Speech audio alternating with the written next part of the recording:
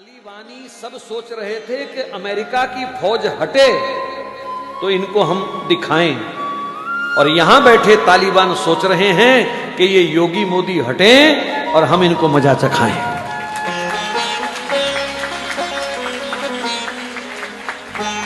और अगर तुमने इनको खो दिया तो फिर अगले 50 साल तक, जब तक हमारी जिंदगी, मैंने इसलिए 50 बोला, जो बैठे हैं कोई 50 जिएगा, कोई 20 जिएगा, कोई 10 जिएगा, भगवान के हाथ है वो तो।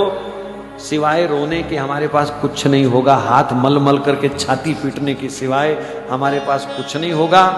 मैं उनका पक्ष सिर्फ इसलिए लेता हूं कभी कभी क्योंकि इन्होंने हमारे धर्म की सेवा की है, इन्होंने निष्काम होकर के हमारे देश की सेवा की है।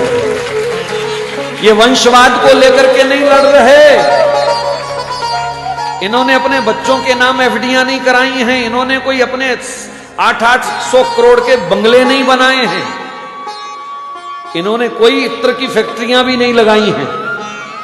इनका जो कुछ है वो देश के लिए है, देश के हित में है। एक प्रधानमंत्री की मां और 10 बाई 10 के कमरे में रहती हो तो उस बंदे के तो चरण धो के पीने चाहिए हिंदू समाज को।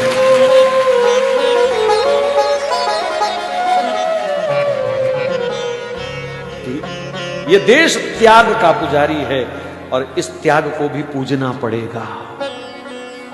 हो सकता है यहां कोई उनके विरोधी दल के बैठे हों, लेकिन अगर हिंदू हो तो फिर विरोध छोड़ दीजिए।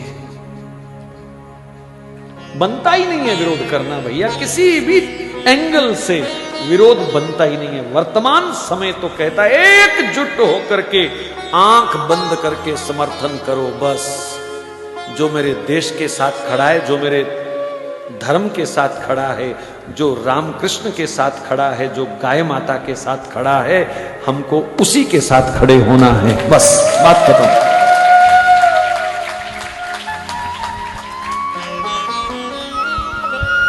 500 वर्ष का कलंक धुल रहा है अयोध्या में है?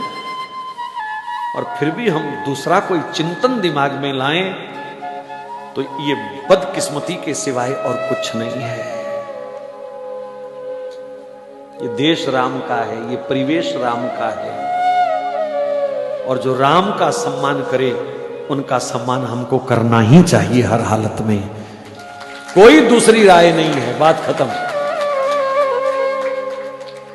देश सुरक्षित है इन हाथों में और इन्हीं हाथों में रहना चाहिए, बात खत्म।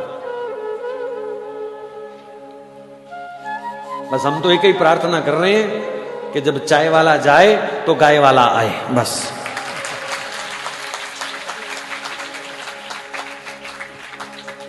और कोई मंशा नहीं है, बस। ये परमात्मा ऐसी विभूतियों को कभी कभी कृपा करके भेजता है। धनुष बाण लेके स्वयं वो बहुत इमरजेंसी में आता है, अपनी विभूतियों को वो भेजता है। और ये भी विभूतियां हैं हमारी, इसलिए आंख बंद करके समर्थन करना चाहिए। ये मेरा आपको व्यक्तिगत सुझाव है, बस, और कुछ नहीं है। ये व्यक्तिगत सुझाव है।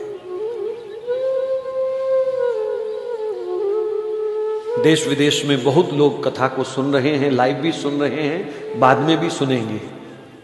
मैं सबको प्रार्थना कर रहा हूं, कम से कम अपना हित पहचानने की आदत डाल लो अब।